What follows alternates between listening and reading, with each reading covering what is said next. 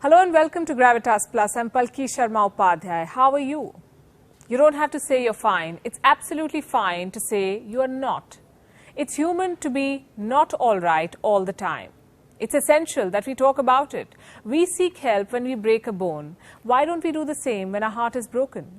We take sick leave to nurse our physical health. Why then is taking time off for mental health unprofessional? We talk about conquering outer space, but we're losing a battle with our minds, it seems. Why is mental health a taboo? It kills at least 800,000 people every year.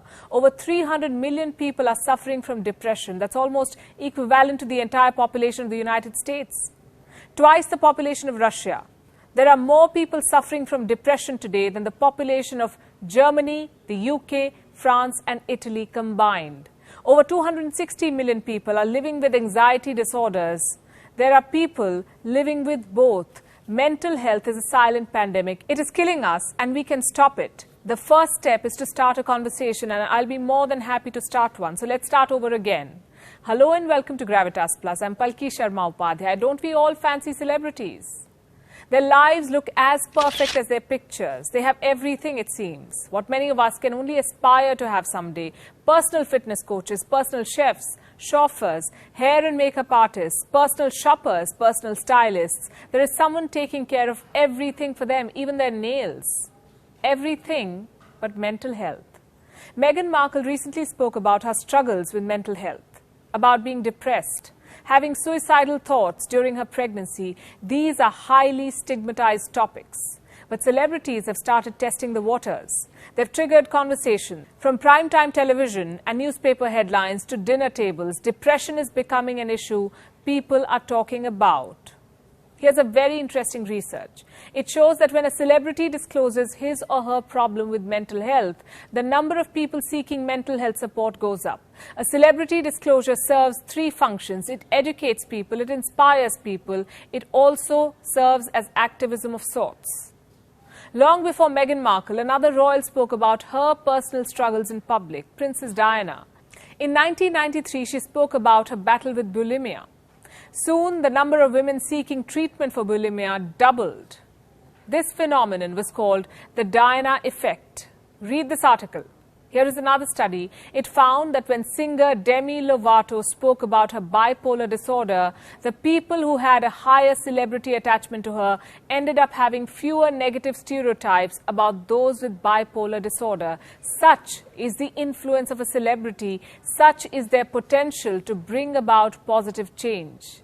I understand that mental health struggles are very personal. The choice to disclose them all the more.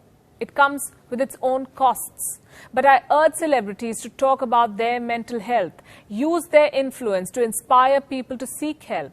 Tell them that depression, anxiety is not a taboo. I think we need to create an environment and a society that understands mental health in a better way. We live highly stressful lives.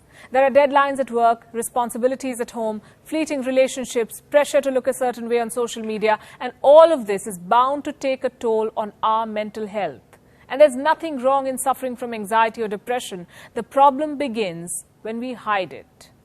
Half of all mental illness begins at the age of 14. Most cases go undetected or untreated. The result is this: suicide, the leading cause of death among 15 to 29-year-olds. Let's try to change this trend. Let's try to understand mental health. So what is mental health? It is our emotional health, our thought patterns, our mood. Mental health dictates our decisions and behavior. Just like physical health, mental health also depends on certain factors. Number one, our genes. British scientists studied 839 families. 971 pairs of siblings in these families had severe recurrent major depression. They also had the chromosome 3p2526. Now, scientists believe around 40% of depression cases can be traced to a genetic link. Factor number two, hormones. There is a hormone called serotonin. It is called the feel-good chemical. Serotonin's role is to allow communication between brain neurons. Imbalance in serotonin has often been linked to depression. Factor number three, life experiences. Psychologists at the University of Liverpool say that traumatic life events are the biggest cause of anxiety and depression. They studied nearly 33,000 people before drawing this conclusion. Factor number 4, family history. If a person grows around someone who is depressed, he or she is more susceptible to depression. Factor number 5, gender. This study found that women had a 42% chance of hereditary depression. For men, it is 29%. But when it comes to men, the stigma attached to seeking mental health help is more. This can be broken by male superstars like Dwayne Johnson, The Rock. He opened up about his mental health in 2018. He said he was depressed after watching his mother attempt suicide. You see, this can happen to anyone, irrespective of their age, gender, social standing.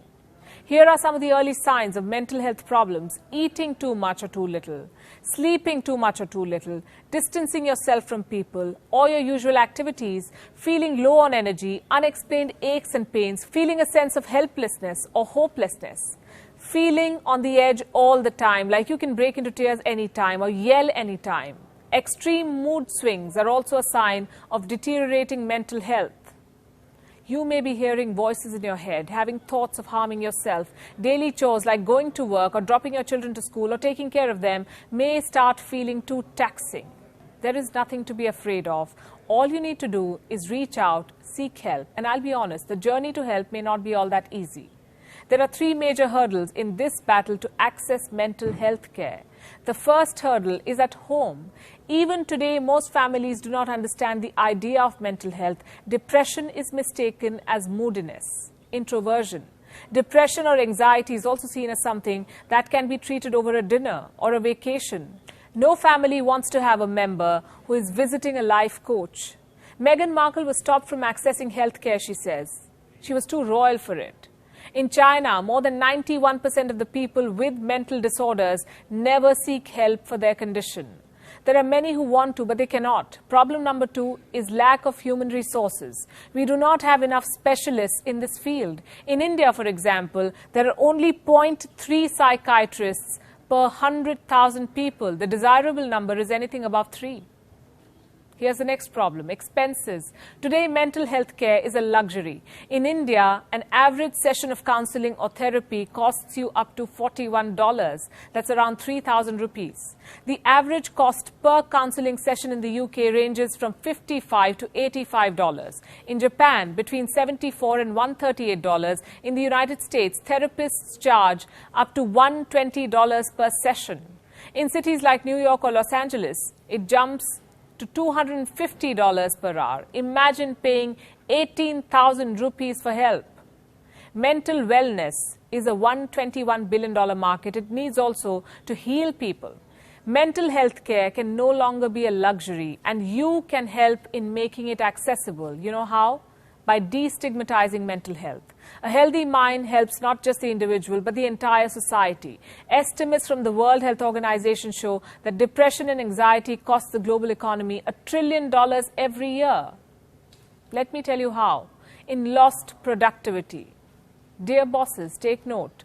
Do not judge an employee for taking a day off. Dear celebrities, you won't be judged for talking about your struggles. At least 20% of India suffers from mental health problems. Let's talk about it. Let's make mental health care accessible. Let's put an end to this silent pandemic.